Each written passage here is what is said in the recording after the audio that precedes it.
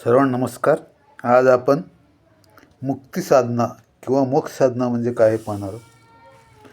मुक्ती साधना करताना निम्मे काम सत्संगतीने, पावभाग काम ग्रंथ वाचनाने व पावभाग काम स्वप्रयत्नाने इतकी सत्संगतीची श्रेष्ठता आहे.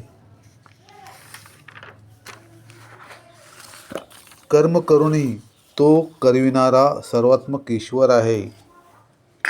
त्यानेच दिलेले फूल आहे व ते त्याच्याच चरणावर अर्पण करणे हेच सर्वश्रेष्ठ कर्म आहे. या संसारात मी निमित्त मात्र आहे. करता करिता परमेश्वर आहे. तो जे जे करवितो तो ते घडते अशी गृहस्थी माणसाची भावना झाली तर अशा भावनेतून ईश्वराची निष्काम पूजा होते. तो ईश्वर प्रसन्न होऊन साधकास वैराग्यरूपी प्रसाद देतो. त्यामुळे दुर्वासना, दुष्ट विचार इत्यादीचा स्पर्श होत नाही.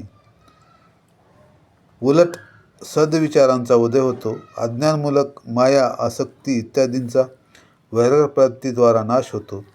अशा रीतीने कर्म केल्यास कर्म करूनही तो कर्मातीत होतो. वरीलप्रमाणे फळ मिळते. गृहस्थी माणसाची साधना. धन हे सन्मार्गाने प्राप्त केलेले असावे. घरात नित्य पूजापाठ, स्वाध्याय, सत्कर्मे चालत राहावीत आणि नित्याचा आहार हा रसयुक्त, रुचिपूर्ण, सात्विक असावा. नित्यधर्माचे आचरण व्यवस्थित स्वकर्तव्य जाण ठेवून करता आले पाहिजे.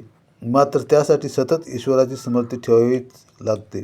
कारण प्रत्येकाच्या जीवनातील घटना ही परमेश्वराच्या सत्याने घडत असते.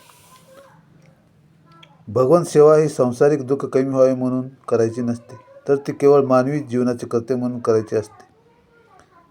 जर संसारातील दुःख कमी व्हावे म्हणून भगवंत सेवा केली तर ती सकाम होईल आणि सकाम सेवेत शाश्वत सुखाची प्राप्ती होत नसते. कारण भगवंत सेवेने प्राप्त दुःख कधीच नष्ट होत नाही, तर त्या दुःखाची तीव्रता कमी होते. म्हणजेच ते सहन करण्याची मानसिक शक्ती प्राप्त होऊन त्या दुःखात जाणीव होत नाही. हा महान लाभ भगवंत सेवेने प्राप्त होतो. जेथे स्त्रियांचा सन्मान होतो तेथे सर्व देवदेवता संतुष्ट राहतात. तेथे सन्मान होत नाही तेथे सर्व कर्मे निष्फळ होतात. धन्यवाद.